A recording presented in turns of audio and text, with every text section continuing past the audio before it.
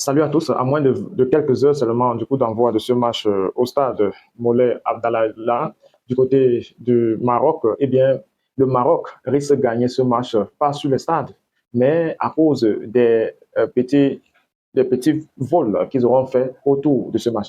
Je vous invite à suivre d'abord cette rédaction de Suzanne Faye et on se retrouve derrière pour l'analyse.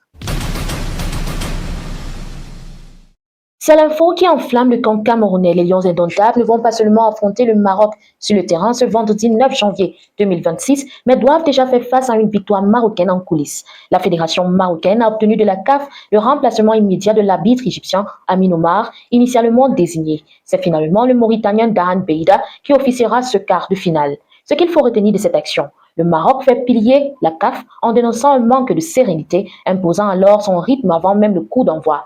Pression sur les Lions, le seul changement de dernière minute installe un climat de tension. Les supporters camerounais s'interrogent déjà sur l'impact de cette influence extrasportive sur l'équité du match.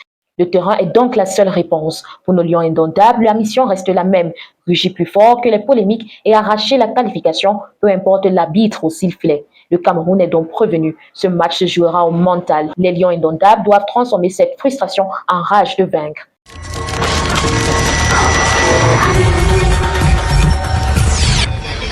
Alors, du retour au studio, elle parle là de l'arbitrage. Il en est de l'arbitrage comme il en est de séances d'entraînement. On a vu précédemment, lorsque les joueurs qui devaient jouer face à l'équipe marocaine, eh bien, s'entraînaient à quelques secondes ou bien s'échauffaient à quelques minutes du coup d'envoi, eh bien, l'équipe marocaine vient entrer au milieu d'eux. C'est un manque de respect. Il y a sur la toile déjà des petites tensions qui se voient ici et là. Est-ce que le Maroc serait prêt? Est-ce qu'elle est prête à perdre un match à domicile? Surtout que la dernière fois que le Maroc a perdu un match à domicile, c'était il y a jusqu'en 2009.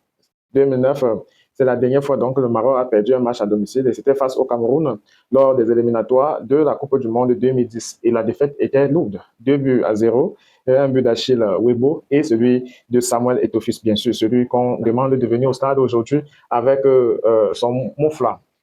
Et j'espère qu'il a déjà entendu ces cris venant des supporters camerounais. Donc, si le Maroc a cette habitude-là, à travers les grimaces, à travers les semblants, à travers les pleurs, de fatiguer l'atmosphère autour d'un football, il peut être clair qu'elle va utiliser les mêmes tactes, surtout si le Cameroun concède tôt dans ce match. Eh bien, vous êtes sans imaginer que le Maroc va faire trop de similitudes pour pouvoir remporter ce match-là. Donc, cette vidéo est beaucoup plus pour attirer l'attention des administrateurs du football de la CAN, ne pas toujours céder aux caprices marocains. Oui, c'est le pays organisateur et oui, il y a un certain niveau de favoritisme qu'on octroie au pays organisateur, mais si cela est aussi arbitraire, comme le cas d'arbitrage, eh bien, à un moment donné, ça va pousser aux critiques. Et le beau football qu'on a vu jusqu'à là, avec plus de 130 buts marqués, eh bien, ça va devenir quelque chose de naze. Donc, il faudrait garder la beauté de la compétition en ne cédant pas surtout à tous les caprices venant du Maroc. Il y a une forte possibilité aujourd'hui que le Cameroun gagne, mais quel sera le comportement du Maroc sur le plan footballistique? Est-ce qu'elle serait capable d'accepter le verdict que le Cameroun est plus technique et donc capable d'avancer pour rendre la compétition meilleure, ou alors elle va préférer jouer sur les émotions des administrateurs, jouer sur la psychologie du match pour pouvoir évoluer dans la compétition?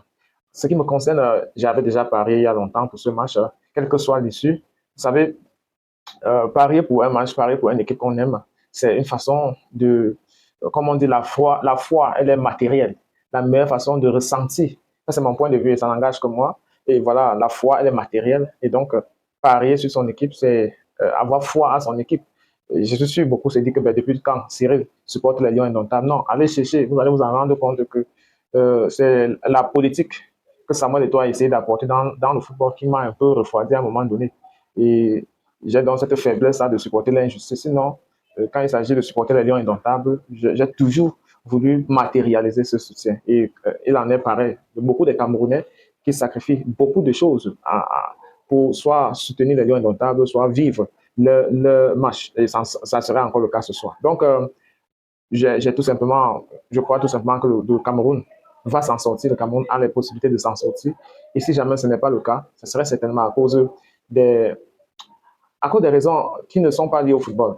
Donc, des caprices que j'ai cités dans cette vidéo, ou alors, oui, quelque chose extra sportif, mais pas forcément. Quand on commence à avoir des comportements, on touche le ballon, on se couche, on te touche, tu te verses au sol. C'est un peu ça que j'appelle des caprices extra footballistiques. Donc, j'aimerais bien savoir ce que tu penses. Quels sont tes pronostics pour le match et à très bientôt.